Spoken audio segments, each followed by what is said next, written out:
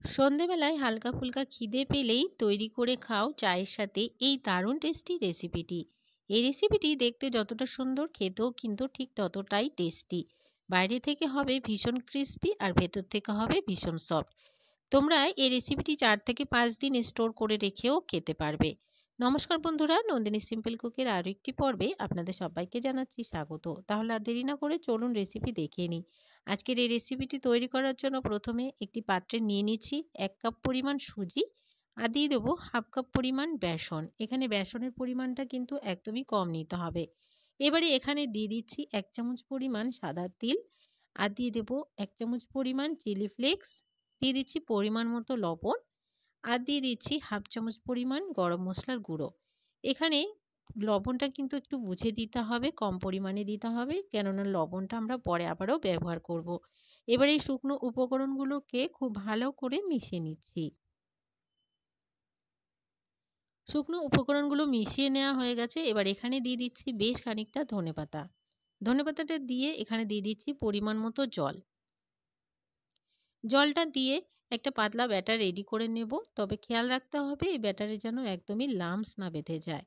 খুব ভালো করে নাড়াচাড়া দিয়ে ব্যাটারটাকে রেডি করে নিচ্ছি।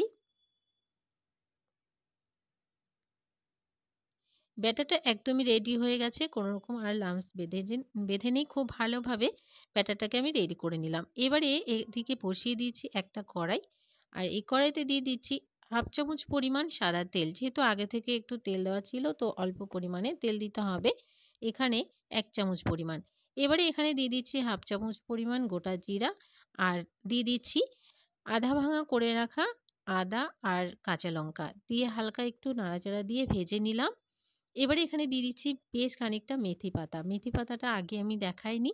তো মেথি পাতাটা এখানে আমি আগে থেকে কেটে ছোট, ছোট করে কেটেছিলাম আর ধুয়ে পরিষ্কার করে নিয়েছিলাম। মেথি পাতাটা এখানে দিয়ে দিলাম।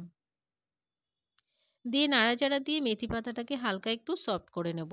এই পর্যায়ে এখানে একদমই অল্প পরিমাণে লবণ দিয়ে দেবো।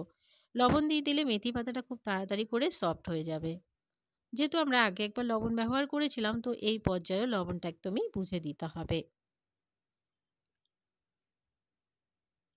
মেথি পাতাটা দেখতে পাচ্ছ অনেকটাই কিন্তু সফট হয়ে গেছে। ঠিক যেরকম এরকম যেমন সফট হয়ে যাবে তখন এখানে যে ব্যাটারটা আমরা রেডি করে রেখেছিলাম সেই ব্যাটারটা এখানে দিয়ে দিতে হবে। এবারে গ্যাসের ফ্লেমটাকে মিডিয়াম টু লোতে রেখে অনবরত নাড়াচাড়া দিয়ে রান্না করে নিতে হবে। যেহেতু আমরা সুজি ব্যবহার করেছি সুজিটা কিন্তু খুব তাড়াতাড়ি রান্না হয়ে যায়। তার জন্য অনবরতই নাড়তে হবে, না হলে তলা দিয়ে পুড়ে যাওয়ার ভয় থাকবে। তো বন্ধুরা অনবরত নাড়াচাড়া দিয়ে আমি ব্যাটারটাকে রান্না করে নিচ্ছি। অনেকটাই কিন্তু জল শুকিয়ে গেছে। আরও কিছুক্ষণ একটু জলটাকে শুকিয়ে একদমই একটা ডো তৈরি করে নেব। তো বন্ধুরা দেখতেই পাচ্ছ খুব সুন্দরভাবে শুকনো হয়ে গেছে আর একটা ডো রেডি হয়ে গেছে। নামিয়ে এবারে একটা প্লেটে নিয়ে নিতে হবে। এবারে এদিকে একটা প্লেটে আমি অল্প পরিমাণে তেল দিয়ে খুব ভালো করে ব্রাশ করে নিচ্ছি। এবারে যে ব্যাটারটা আমরা রান্না করে নিয়েছিলাম এখানে থালার মধ্যে নিয়ে নেব। একটা খুন্তি বা চামচ বা স্প্যাচুলার এর সাহায্যে খুব ভালো করে ছড়িয়ে, ছড়িয়ে দিয়ে একটা শেপ দিয়ে নিতে হবে। তোমরা তোমাদের পছন্দ মতোই শেপটা তৈরি করে নেবে। তো দেখো আমি খুব ভালোভাবে কিন্তু ছড়িয়ে, ছড়িয়ে চৌকো করে একটা শেপ দিয়ে রেখে দিলাম। এবারে কিন্তু এটা এখন কাটা যাবে না। একটু পুরোপুরি ঠান্ডা করে নিতে হবে। তাহলেই খুব সুন্দরভাবে কেটে উঠবে। তো দেখো এটা কিন্তু একদমই ঠান্ডা হয়ে গেছে। একটা ছুরির সাহায্যে আমি পিস, পিস করে কেটে নিচ্ছি। তোমরা তোমাদের পছন্দ মতন করে করে নেবে। তো আমি এগুলোকে আমার পছন্দ মতো করে কেটে নিচ্ছি। একটা ছুরির সাহায্যে প্রথমে লম্বা করে কেটে নিলাম।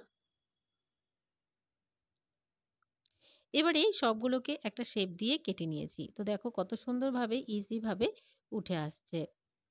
এবারে এদিকে একটা ফ্রাইং প্যানে তেল গরম হতে দিয়ে দিয়েছিলাম আর এই তেলে দিয়ে দিচ্ছি এক এক করে সবগুলো। আর উল্টে পাল্টে গোল্ডেন ব্রাউন করে ক্রিস্পি করে ভেজে নেব। খুব বেশি সময় লাগে না কিন্তু এগুলো তৈরি করতে, যেহেতু আমরা আগে থেকে রান্না করে নিয়েছি। সবগুলোই ক্রিস্পি করে ভেজে নিয়েছি। তো বন্ধুরা দেখতেই পাচ্ছ এগুলো কিন্তু হয়ে গেছে, নামিয়ে নেব। আর বাকি আরও যেগুলো আছে ঠিক এইভাবে করে তৈরি করে নেব। কতটা লোভনীয় দেখতে হচ্ছে দেখে তোমরা বুঝতেই পারছো। তো বন্ধুরা আজকের রেসিপিটি আমি সার্ভ করে দিলাম। এই রেসিপিটি সন্ধ্যাবেলা টিফিনে হালকা ফুলকা খিদে পেলেই চায়ের সাথে রেসিপিটি তৈরি করে খেয়ে নিতে পারো। ভীষণ টেস্টি একটি রেসিপি। ভালো লাগলে একটা লাইক করার অনুরোধ রইল। অনেক, অনেক শেয়ার করে দেওয়ার অনুরোধ রইল।